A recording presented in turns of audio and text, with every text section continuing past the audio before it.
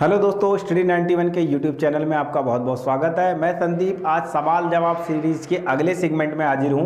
आज हम पॉलिटी के कुछ ऐसे क्वेश्चनों को डिस्कस करेंगे जिसके बारे में सामान्यतः बहुत कम लोग जानते हैं। तो चलिए सीधे क्वेश्चन की ओर चलते हैं। अगर वीडियो पसंद आए तो वीडियो को लाइक करिए, सब्सक्राइब करिए, शेयर करिए। चलिए पहले क्वेश्चन की ओर चलते हैं। हमारी एप्लीकेशन को डाउनलोड करिए और हमारी वेबसाइट study91.co.in पर विजिट करिए। चलिए तो पहले क्वेश्चन का आंसर आप लोग जल्दी से कमेंट बॉक्स में बताइए कि क्या होगा। पहला क्वेश्चन है, यदि कोई व्यक्ति संसद के दोनों सदनों का, दोनों सदन मतलब लोकसभा और राज्यसभा, दोनों सदनों का सदस्य चुन लिया जाता है तो उसे कितने समय के अंदर यह चयन करना होगा कि वह किस सदन का सदस्य होगा। अब देखिए एक बात समझ लीजिए, अगर दोनों सदन का सदस्य, आप सोचेंगे दोनों सदन का एक साथ सदस्य कैसे चुना जाएगा, लेकिन आपको पता है ना कि जैसे कोई आदमी राज्यसभा का सदस्य है या वो विधायक है, एमएलए है, और अगर उसको लोकसभा का टिकट मिल जाता है या राज्यसभा से और उसको लोकसभा का टिकट मिल जाता है तो वो क्या करता है, वह लोकसभा में जाने के लिए ललायत रहता है। हमारे जबकि उच्च सदन राज्यसभा है लेकिन फिर भी लोग लोकसभा के लिए चुनाव लड़ते हैं। ठीक है, जैसे पिछले समय में अरुण जेटली स्वर्गीय हो गए, स्वर्गीय अरुण जेटली जो है राज्यसभा सांसद हुए, वो लोकसभा का चुनाव लड़े थे अमृतसर से 2014 में, हार गए थे लेकिन लड़े थे। यदि अगर वो चुनाव जीत जाते तो क्या होता, तो उनको ये तय करना पड़ता कि वो किस सदन के सदस्य रहेंगे, ये कितने दिन के अंदर तय करना होता, यही आंसर देना है आपको। इसी तरीके से कोई आदमी विधायक है, वह अगर सांसद का चुनाव लड़ता है और वो सांसद बन जाता है तो वह राज्य विधानसभा का भी सदस्य है और लोकसभा का भी सदस्य होता है, तो उसको किसी एक सदन को छोड़ना पड़ेगा। कितने दिन के अंदर यह निर्णय करना पड़ता है, प्रश्न यह है। चलिए आंसर दीजिए कमेंट बॉक्स में जल्दी से। तो इसका आंसर है 10 दिन के अंदर। कितने दिन के अंदर? 10 दिन के अंदर दोनों में से किसी भी सदन के लिए उसको जो है एक सदन के लिए त्यागपत्र लिखना होता है और कहना होता है कि मैं जो है उस सदन को, उस सदन की सदस्यता छोड़ रहा हूं, बताना होता है, त्यागपत्र देना होता है।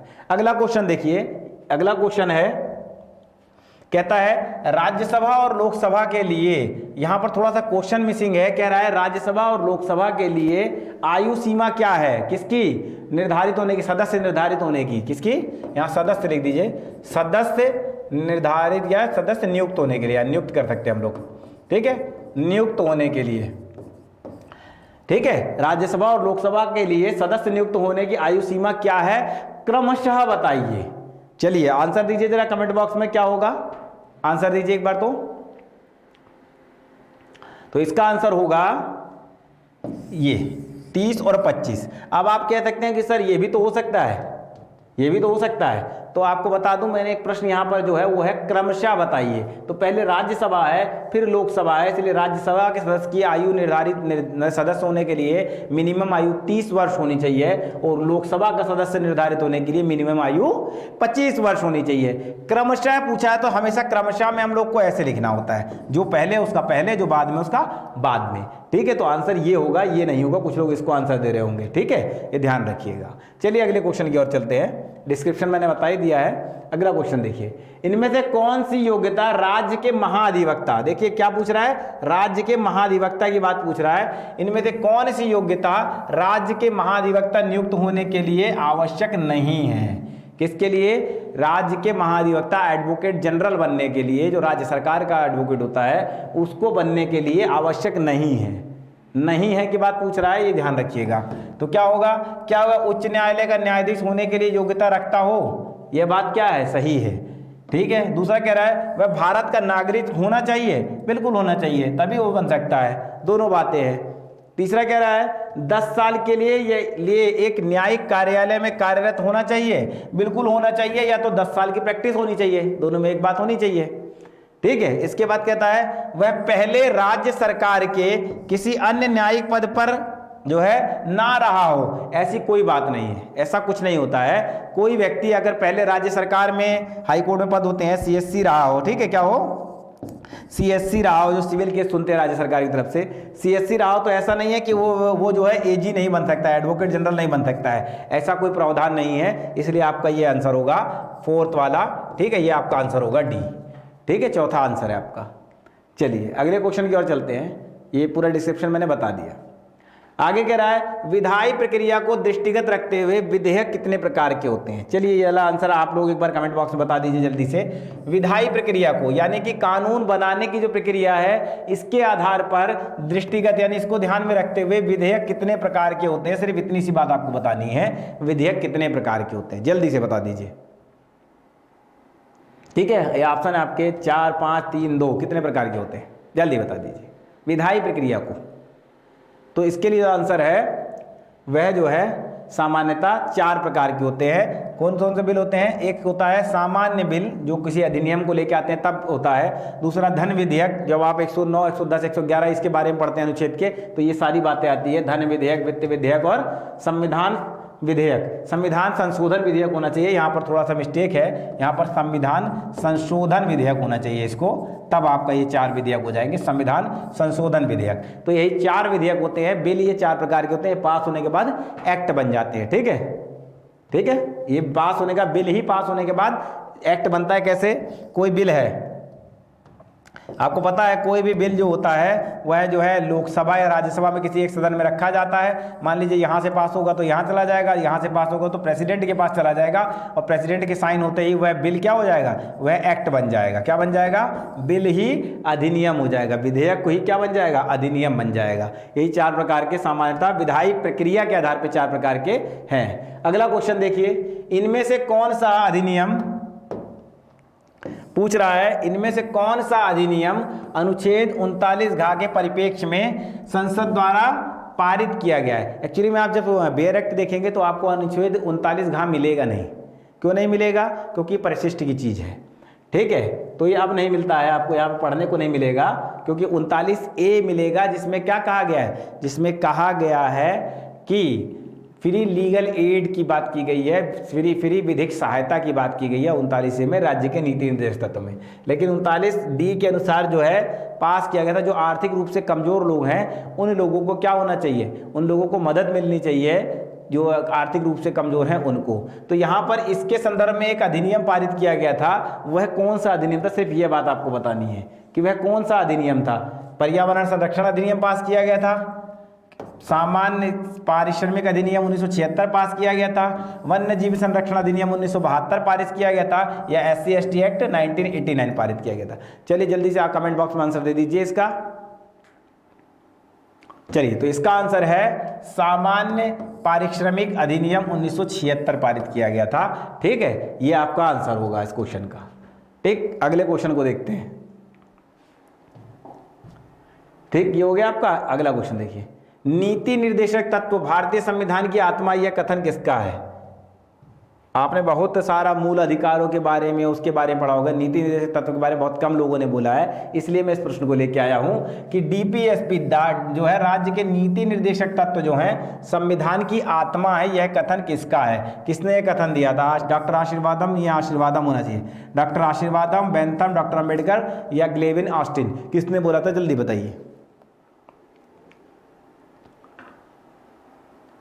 तो यह जो है आपका यहाँ पर आंसर होगा ग्लेविन ऑस्टिन का। ठीक है, ग्लेनविल ऑस्टिन, इन्होंने कहा था कि जो DPSP है, भारतीय संविधान के जो DPSP हैं, यानी कि directive principle of state policy, यह संविधान की आत्मा है इनके अकॉर्डिंग। और डॉक्टर बाबा साहब ने किसको आत्मा कहा था? अनुच्छेद 32 को जो है आत्मा कहा था उन्होंने, जो कि हमारे क्या हैं? वैदिक उपचार है मूल अधिकारों के प्रवृत्त कराने के लिए। अगला क्वेश्चन देखिए, सामान्य नागरिक संहिता, यूनिफॉर्म सिविल कोड, सामान्य नागरिक संहिता को इनमें से किस अनुच्छेद के अंतर्गत परिभाषित किया गया? बहुत सरल है, इसका आंसर आप लोग जल्दी से कमेंट बॉक्स में दीजिए कि किसके अंतर्गत सामान्य नागरिक संहिता की बात की गई है। अनुच्छेद 41, 42, 43, 44 किसके अंतर्गत की गई है?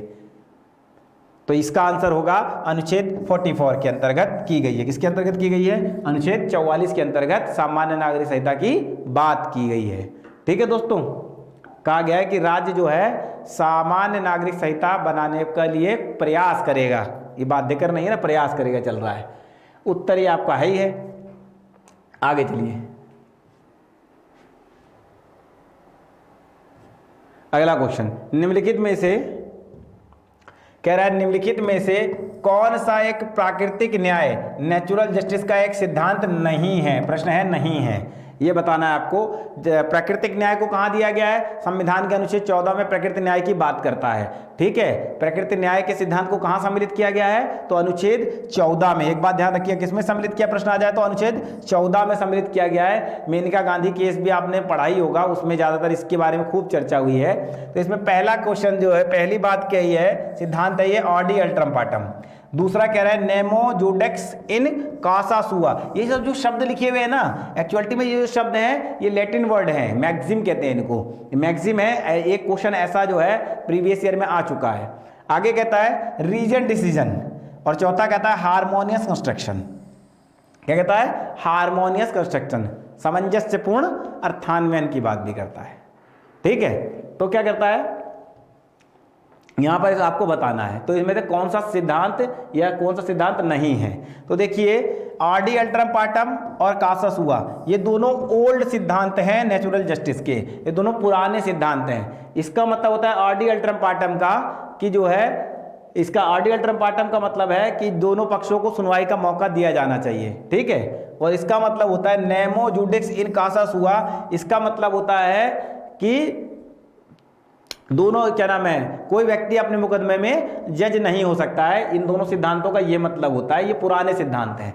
अभी एक लेटेस्ट इसमें सिद्धांत को जोड़ दिया गया है, न्यू बात को जोड़ दिया गया है कि यदि अब कोई जज जब निर्णय देगा तो उनको निर्णय क्यों दिया है इस प्रकार का, उसके कारण को लिखना पड़ेगा। इसी को कहते हैं रीजन डिसीजन। क्या कहते हैं? रीजन डिसीजन कहते हैं। यह भी तीसरा सिद्धांत अब आ गया है प्रकृति न्याय के अंतर्गत। लेकिन हार्मोनियस कंस्ट्रक्शन ये प्रकृति न्याय का सिद्धांत ना होकर के ये किसी कानून के निर्वचन का एक सिद्धांत है। जब आप कानून का निर्वचन पढ़ते हैं तो उसमें 9 सिद्धांत आते हैं, उनमें से एक सिद्धांत है हार्मोनियस कंस्ट्रक्शन। उसका मतलब होता है सामंजस्यपूर्ण अर्थान्वयन। ऐसा निर्वचन करिए, ऐसा कानून का इंटरप्रिटेशन करिए कि वह जो है कानून भी में कोई प्रॉब्लम भी खड़ी ना हो, और जो है आपका उद्देश्य पूरा हो जाए, विधायिका का उद्देश्य पूरा हो जाए। इसको कहते हैं हार्मोनियस कंस्ट्रक्शन। ठीक है दोस्तों, तो इसका जो आंसर होगा वो 4 होगा, क्योंकि पूछा नहीं है, तो यही इसका आंसर है। ठीक है, अगले क्वेश्चन की ओर चलते हैं। इनमें से किस समिति की सिफारिश पर मूल कर्तव्यों को संविधान में जोड़ा गया था? बहुत सरल क्वेश्चन है, इसका आंसर तो आप लोग दे ही लेंगे, बहुत सरल है। तो यहां पर इसमें बताना है आपको, तो इसका आंसर जल्दी कमेंट बॉक्स में बता दीजिए एक बार। चलिए, इसका आंसर के बारे में आपको बता रहा हूं। इसका आंसर है सरदार स्वर्ण सिंह कमेटी। ये आपको सबको मालूम है। सरकारिया आयोग जो है वो केंद्र राज्य संबंध से रिलेटेड था। राधा कृष्णन आयोग जो है हायर एजुकेशन के बारे में था, और मंडल आयोग जो है यह आपका जो है मंडल आयोग था। Creamy layer non creamy layer की मुख्य बात इसमें की गई थी कि कैटेगरी के अंदर सब कैटेगरी हो सकती है क्या, इसकी बात मंडल आयोग के केस में की गई थी। इसी को इंदिरा साहनी वर्सेस भारत संघ के नाम से जानते हैं। किसके नाम से? मंडल आयोग का केस है कि ये मंडल आयोगवाद कहते हैं इसको, एक को। तो इसमें कहते, इसको जो है इंदिरा साहनी नाम दिया गया है। ठीक है, इंदिरा साहनी वर्सेस भारत संघ, इसको भारत संघ के केस के नाम से जानते हैं। इसमें कहा गया था कि ओबीसी में कैटेगराइज हो सकता है creamy layer non creamy layer का। आप लोग अगर कोई होगा कैटेगरी में आकर तो आप लोग जानते होंगे मंडल आयोग का केस। ठीक है, तो यहां पर इसका आंसर था सरदार स्वर्ण सिंह कमेटी की सिफारिश पे 42वें संविधान संशोधन। कब? 42वां संविधान संशोधन 1976 में क्या किया गया था? 42वां संविधान संशोधन 1976 में मूल कर्तव्यों को, किसको? मूल कर्तव्यों को चैप्टर 4A अनुच्छेद 51A के अंतर्गत जोड़ा गया था, जो कि उस समय 10 थे। कितने थे? 10 थे। उस समय कितने मूल कर्तव्य थे? 10 थे। इसको लिया कहाँ गया था? इसको रूस से लिया गया था। कहाँ से लिया गया था? रूस के जो है संविधान से इसको लिया गया था। और एक और मुख्य बात इससे मैं बता दे रहा था कि अब जो है यह 11 हो गए हैं। क्या हो गए हैं? अब ये 11 हो गए हैं। 86वां संविधान संशोधन जो है जो हुआ था उसके द्वारा इसमें बढ़ा दिया गया, +1 कर दिया गया है। पहले 10 थे, अब +1 11 हो गए हैं अब ये। ठीक है, 11वां क्या बढ़ा था? जैसे 11वां 86वें संविधान संशोधन द्वारा, 86 नहीं सॉरी, आई थिंक 86, मेरा थोड़ा मिस हो रहा है, 86 या 82 में कंफ्यूजन है। लेकिन ये जो है जब अनुच्छेद 21A जोड़ा गया था, राइट टू एजुकेशन जोड़ा गया था 6 से 14 वर्ष के बच्चों की बारे में, उसी समय जो है इसको लाया गया था। इसको एक बार मेरे कहने पे आप चेक कर लीजिए गूगल करके, 82वां है या 86वां है, थोड़ा सा कंफ्यूजन मुझे हो रहा है। ठीक है। तो जब इसको लाया गया था उसी समय एक और इसको जोड़ दिया गया था, 11वें को जोड़ दिया गया था। वो ये था कि 6 से 14 वर्ष के बच्चों को अनिवार्य शिक्षा का प्रावधान मूल अधिकार में जोड़ा गया था 21A में। तो मूल कर्तव्य में इस बात को जोड़ा गया था कि माता पिता अपने बच्चों को जो 6 से 14 वर्ष का उनको अनिवार्य रूप से विद्यालय पढ़ने के लिए भेजें, ये कर्तव्य जोड़ दिया गया था। ठीक है दोस्तों, तो ये आपका आंसर हो गया। अगला क्वेश्चन देखिए, ये यहाँ पर लिख दिया है। ठीक, अब ये कह रहा है एक अभिकथन है, इसके बारे में आपको आंसर देना है। क्या कह रहा है? ये कह रहा है कि अभिकथन ए कहता है अनुच्छेद 32 और 226 के अंतर्गत प्रशासनिक कार्रवाइयों की न्यायिक समीक्षा भारतीय संविधान के मूल ढांचे का एक भाग है। क्या कह रहा है? मूल ढांचे का एक भाग है, प्रशासनिक कार्यों की न्यायिक समीक्षा इसका भाग है।